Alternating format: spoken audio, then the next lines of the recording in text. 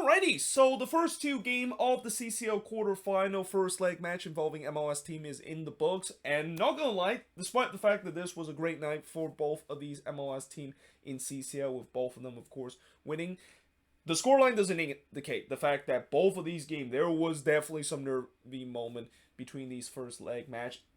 In fact, in this game between NYCFC versus Comunicaciones, looked like NYCFC was in for an embarrassing night because at one point of this game was tied. Like this game was tied in a way where the crowd, which was very pro Guatemalan and very pro Comunicaciones, was on their feet, and that it looked like this could get ugly for NYCFC. But if there's one thing I know about the defending MLS Cup champion is that last year when they made that run to MLS Cup, they had to face a couple of adversity, especially on the road, and both of the times when they face adversity on the road against the Union in the Eastern Conference Final and also in MLS Cup against the Portland Timbers, they were able to come out of it victoriously. And in this game, they were able to come out victoriously again and have an advantage heading into the second leg against Comunicaciones. Now, as I mentioned, this was really a road game for NYCFC, and it's not just because of the fact that they're pretty much playing in a neutral venue once again in CCL and played in Hartford instead of Yankee Stadium, but when you look at how the Guatemalan fans really just took over the stadium, I mean, I've said before, I think this competition has really given a lot of the Central American team not only to play against bigger team, but also some of the fan base and even a country to unite with their team and hope to, of course, maybe cause an upset. And this was a great example of, I mean, the Guatemalan fan base was in full force. There was so many Guatemalan flag that was in that stadium that, again, if you turn on TV, you would be mistaken the fact that this game was played in Guatemala City instead of playing in East Hartford in Connecticut.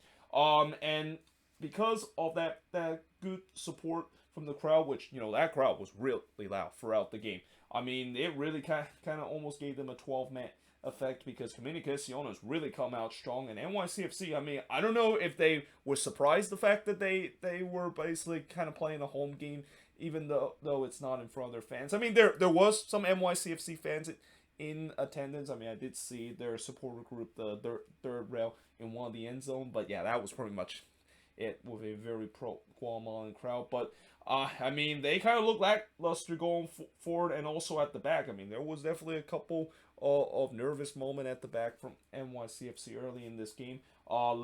Laren would blast one into the stands in the 8th minute, though NYCFC eventually did start to sell in and start to dominate possession, but they weren't able to find a way to go through this Comunicaciones bunker. And if there's one thing we know about Comunicaciones, especially in that two-legged affair against the Colorado Rapids, this team is one of the toughest teams to break down. Like, this is basically like the Nashville SC of CCL, where this is a team that has not only good goalkeeping, but also a really good defense that is going to make a living hell in terms of trying to break down. And early on, NYCFC was finding that out. Though they did look like they got the go-ahead goal in the 20th minute when Magno basically puts it into the back of net, only for VAR to disallow it because of offside. And, originally, I think it was pretty clear that it was offside. But then, one thing that was kind of a question is that did one of the Comunicaciones player kind of deliberately kind of tip that ball away before it goes to, I think it was either Magno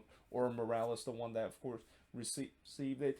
Because if that's the case, then that, of course, is not offside. Like, when you're a defender and you deliberately play a ball or deflect it to an attacker, then the offside, of course, is no longer in effect. But it seems like that was not the case, and in the end, it was rightfully disallowed for an offside.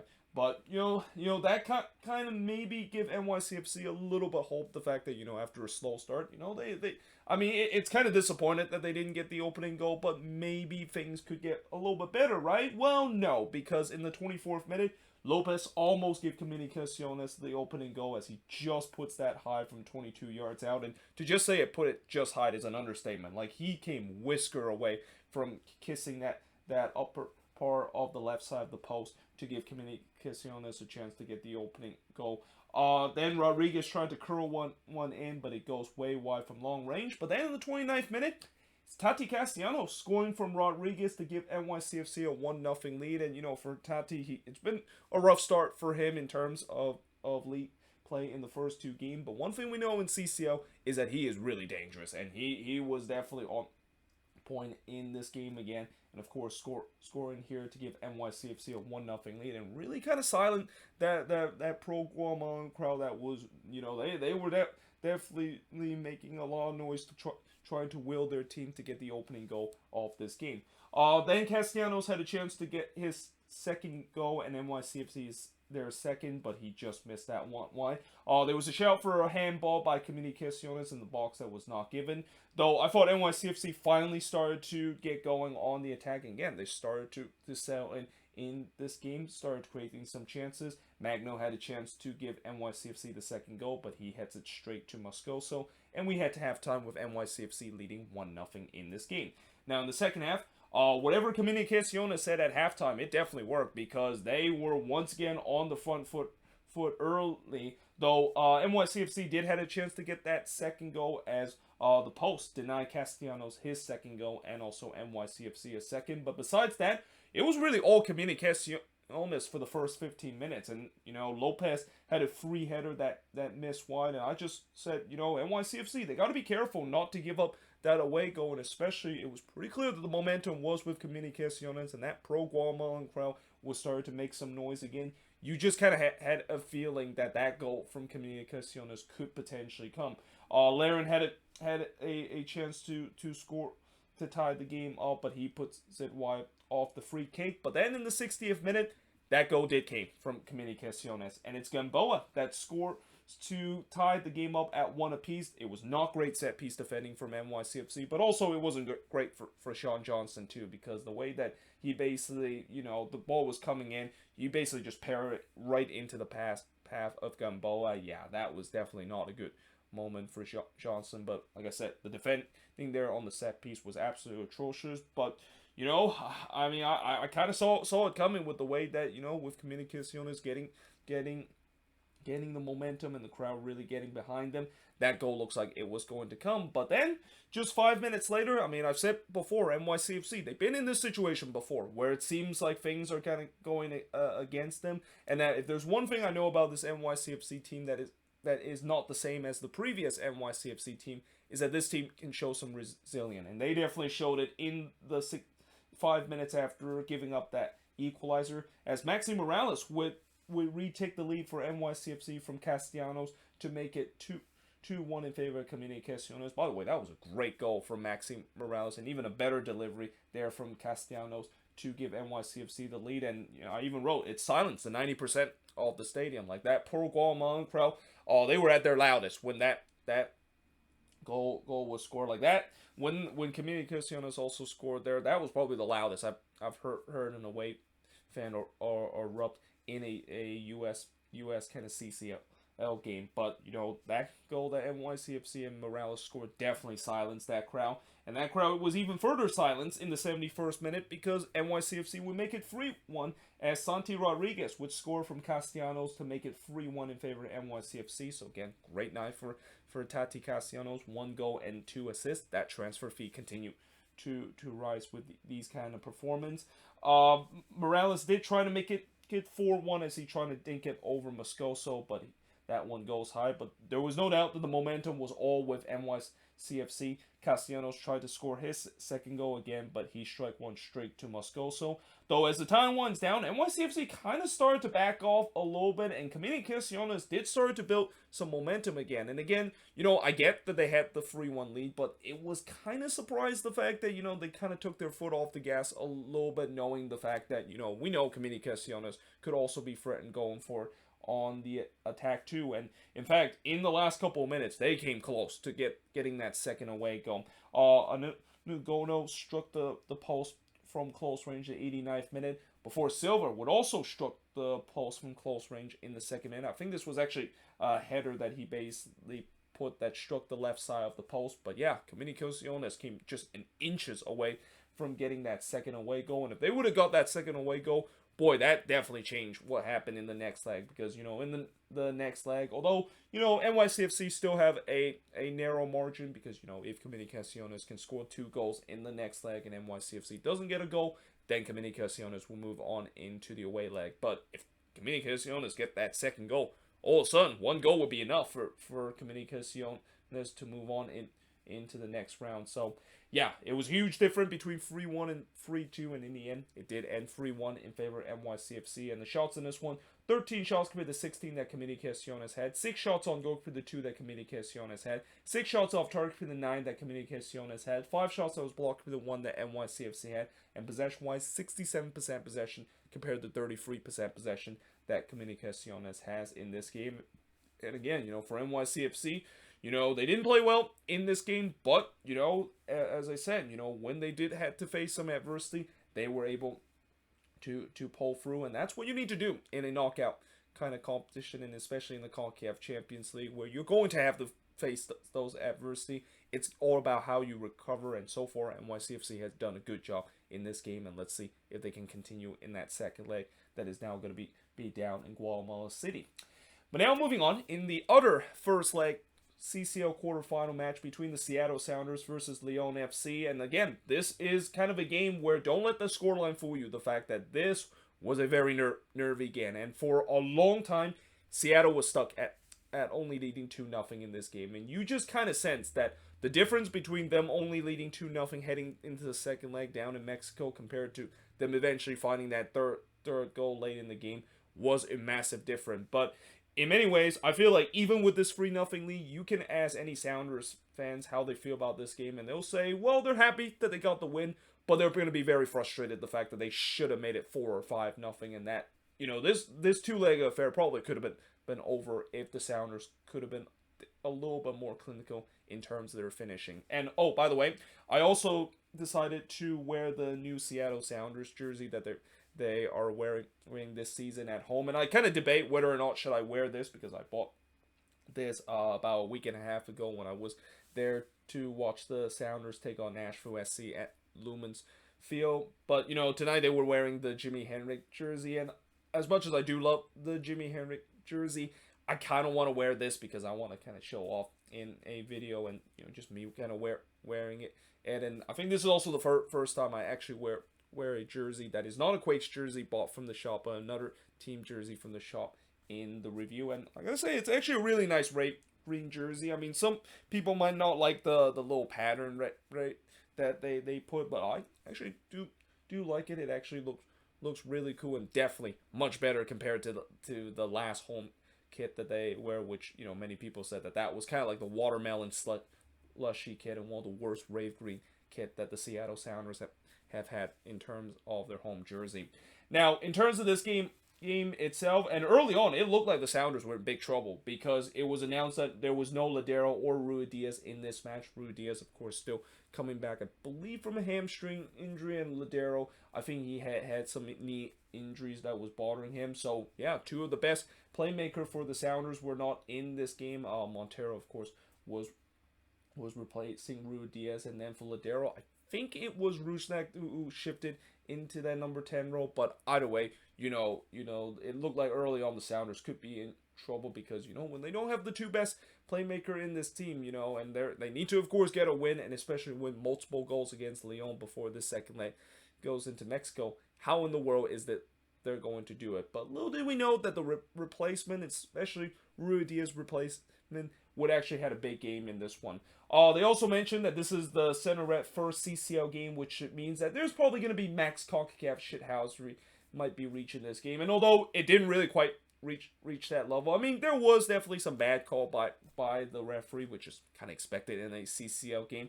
It wasn't really like max CONCACAF shithousery level, and that I've seen some more crazy thing that happened. And in other words, I feel like this referee did a relatively good job, even though, you know, he did miss some call, but, you know, that's kind of the case, again, for most of these CCL games.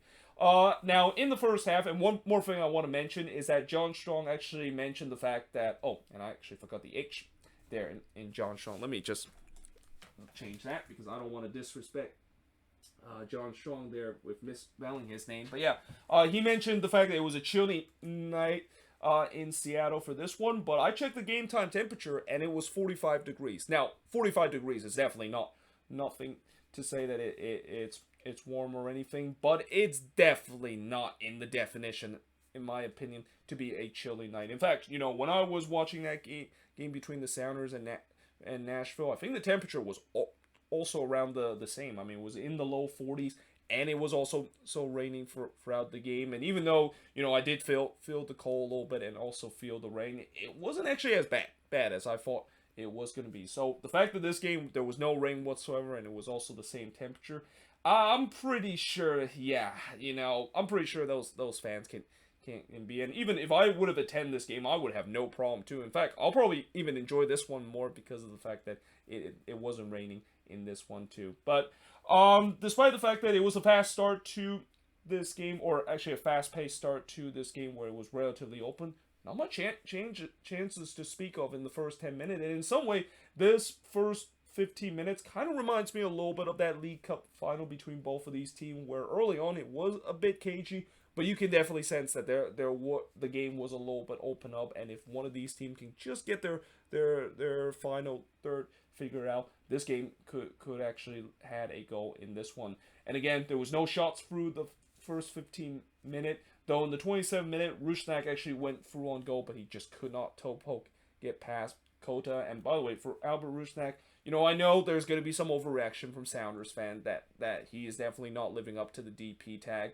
and that his performance so far ever since he joined the Sounders have not been anywhere near the level that he was with RSL, which I think RSL fans are probably very happy about that, given the reception that they gave to Rusnak when the Sounders play RSL this weekend. But I'll give him time. I think he'll eventually settle, and and whenever you go to a new team, and especially a good team like that, it's gonna take time to get that chemistry up to. Now, if Rusnak continues to struggle like what we've seen so far in these first couple of games, then yeah, there would be some concern. But right now, I'm not worried that much. And keep in mind, I think he already registered an assist with the Sounders already. So I don't think they.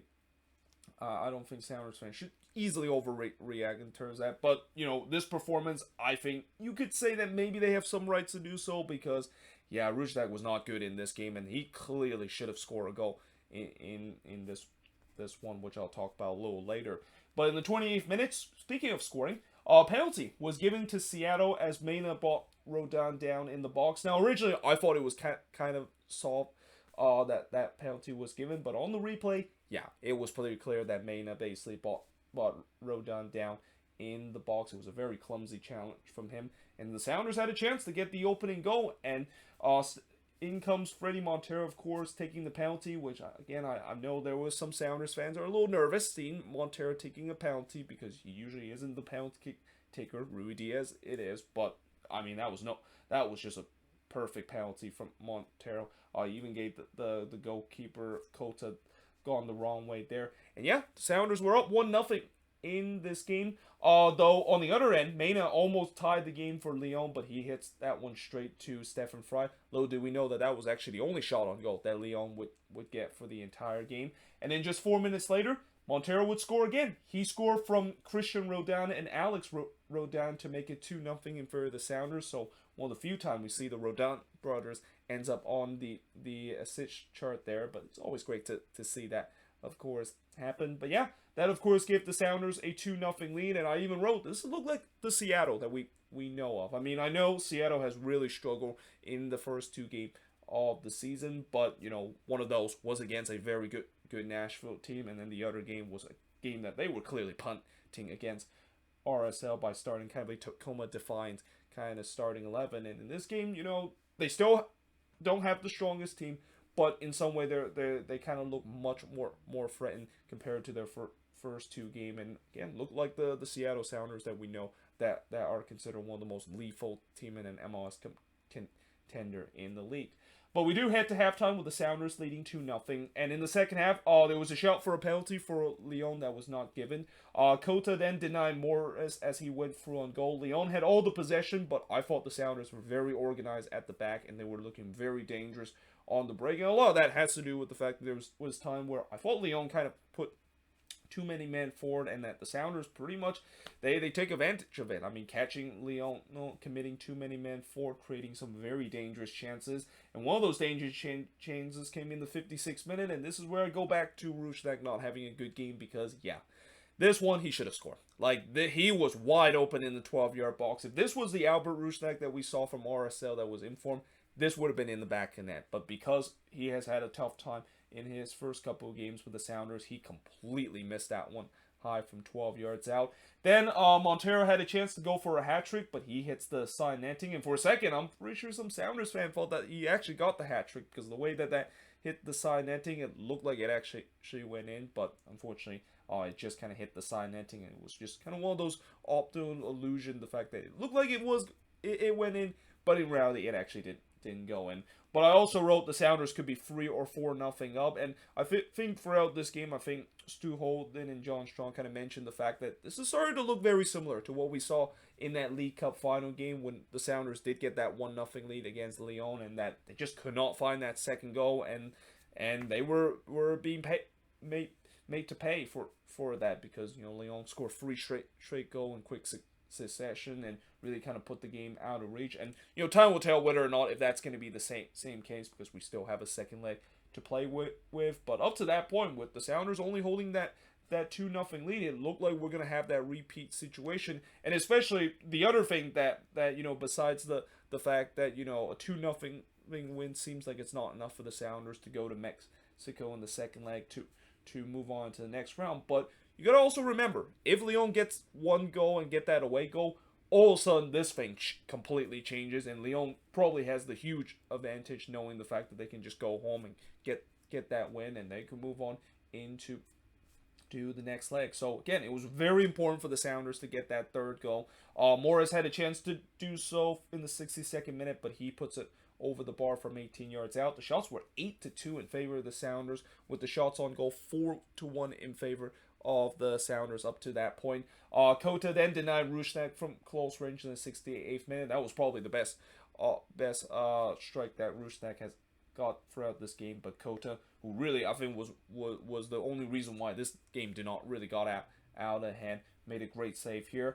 But then in the 76th minute, I talk about the Sounders sitting on this 2-0 lead, and if they don't get that third goal, it was going to come back to haunt them. Well, it looked like it did in the 76th minute because they did go to VAR to see whether or not if there was a potential handball in the box. And when I first looked at it, oh boy, I felt like that was definitely a penalty from Lyon, and that Rodon clearly handballed that one, and that it seems like we're once again into that classic CONCACAF moment again where MLS team, it looked like things were going well, and then one big of a moment, whether it's bad call or in this case VAR, it's going to really ruin the Sounders in this situation. But thankfully, what end up happening was that there was actually an offside that was called before Rodon basically handballed it, and in the end they said that it was not a penalty because of the offside. And Christian Rodon, he must be breathing,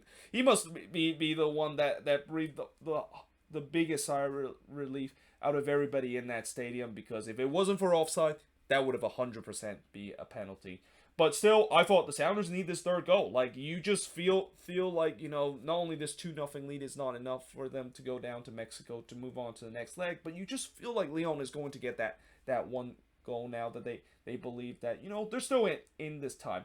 Morris had a chance to do so again in the 82nd minute, but Kota absolutely robbed him there as Morris was going through on goal. Arriaga then tried to tap it in, and actually Kota made a save here, but it was actually clear off the line by one of the Lyon defender. But then in the 90th minute, that long-awaited third goal finally happened for the Seattle Sounders, and it's Jordan Morris, the one that gives the Sounders a 3-0 lead. And even then, this goal looked like it was going to be disallowed too, because there was a hint that on the development of the play looked like Rodon was in an offside position. But the difference between this was the fact that it seems like I think when the ball was playing, one of the Lyon defender actually played the ball, and when you of course deliberately play the ball and deflect to an attacker, then that attacker, even if he's on an offside position, he's not going to be do so.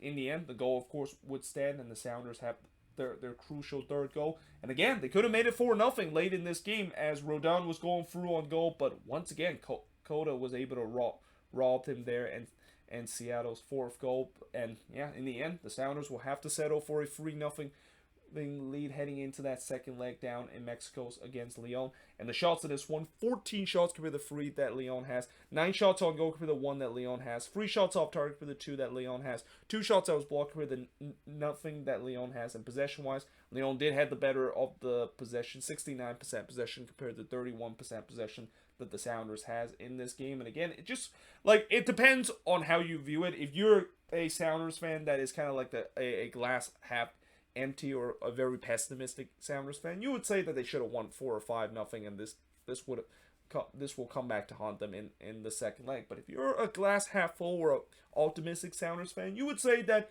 thank God we got that third goal, because it would have been so much more nerving heading into the second leg with only that 2-goal advantage. And now knowing the fact that Leon need to score 3 goals in the second leg to at least send this to a PK shootout, it does give the Sounders a little bit of a leeway. But that being said, the job is not done from the Sounders, and we've seen before there's been heartbreaks that MLS team have suffered down in Mexico, and this is also why, no matter how big the scoreline is, like even if this game ends 4 or 5-0, I would not be satisfied to say that the Sounders are moving on to the next leg, because we know the history of MLS team going down to Mexico and how tough it is to do so, and it's not going to be easy for the Sounders, and we'll see, especially if they can get either Ladero or Rui Diaz back in that next game. We'll see if they can, of course, maybe, I don't expect them to win that game. I mean, they don't need to win that game against Leon to move on to the next leg,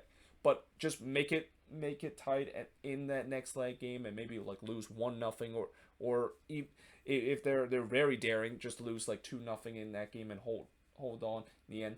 And they, of course, will be moving on into the next round, where we could potentially have that hope where there could be an all MLS semifinal in CCL for this season. But either way, hope you guys enjoy this video. If you do, make sure you guys like, smash the subscribe button. Let me know in the comments below, what do you think of 2 of these games. Tomorrow we got another 2 games that is involving MLS team in CCL. We got the New England Revolution playing in CCL for the first time this season against Pumas, and then in the other game we got Montreal taking on Cruz Azul. And those games is going to be interesting, and especially I think I was kind of more confident that heading into tonight that both of these MLS teams was going to get a win, and they were able to do so. But tomorrow, not so much, considering the fact that those are also the two Liga MX team that I still fear the most that could potentially beat MLS team. But the good news is both of those teams are still on the other side of the bracket, and that either of these teams don't have to face either Pumas or Cruz Azul if they do make it to the final